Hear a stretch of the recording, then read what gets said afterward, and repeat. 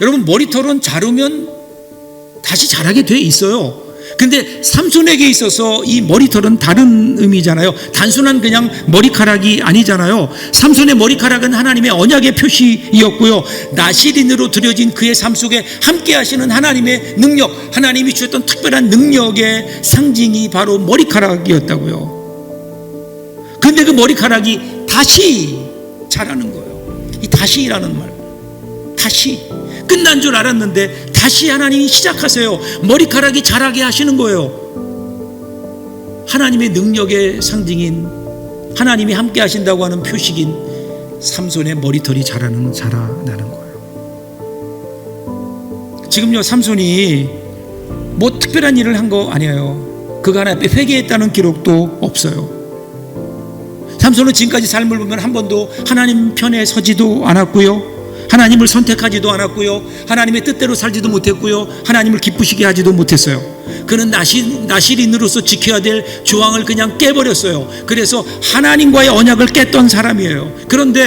그래서 삼손은 끝난 줄 알았는데, 사람들도 끝난 줄 알았는데, 그런데 하나님은 아직 끝내지 않으신 거예요. 하나님은 그를 여전히 기억하시는 거예요. 하나님은 그에게 다시 찾아오셔서 다시 그를 회복시키시고 다시 그의 삶 속에 역사하시는 거예요. 이유는 뭘까요? 이유 없어요. 그냥 이게 하나님의 은혜인 거예요. 여러분, 우리 현대인들이 가장 이해하지 못하는 게 뭔지 아세요? 은혜라는 말이에요. 은혜. 왜 하나님이 삼손에게 은혜를 주셨을까? 이유가 있다면 은혜가 아니라니까요. 여러분, 은혜는요, 내가 받을 만한 아무런 자격이 없는데, 아무런 조건이 없는데 일방적으로 주어지는 하나님의 사랑이 은혜인 거예요. 만일에 거기에 어떤 조건이 붙는다면 그것은 은혜가 아니죠. 그냥 하나님의 일방적인 사랑이 부어지는 거예요. 우리가 믿는 하나님이, 여러분, 이 하나님 아니에요? 다시 일으켜 주시는 하나님.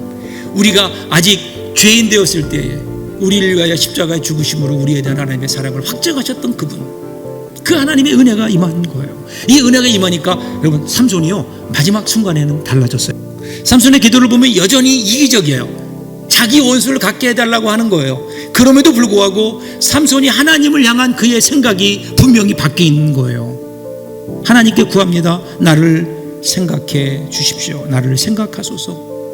자기의 연약함을 하나님께 내놓는 거예요. 겸손히 하나님의 도우심을 구하는 거예요. 그동안 한 번도 하나님 앞에 자기의 모습을, 나를 생각하소서, 그렇게 고백해 본 적이 없어요. 자기는 자기 힘으로 지금까지 살아온 거예요. 그런데 그 힘을 잃고 나서야, 그제서야 하나님 나를 생각해 주십시오. 하나님의 도우심이 아니고 나는 아무것도 할 수 없습니다.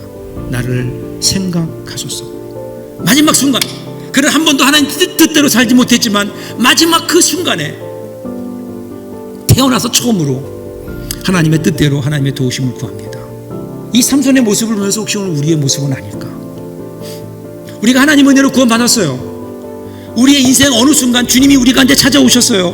예수님께서 우리를 위해 십자가에 죽어주신 것이 우리 가운데 믿어짐으로 우리가 구원을 얻었어요. 하나님의 자녀로 거듭났어요. 근데 그 이후에 우리의 삶은 어떤가 하는 거예요. 그 이후에 우리는 하나님의 뜻과는 전혀 상관이 없는 삶을 살아가는 것 아닙니까?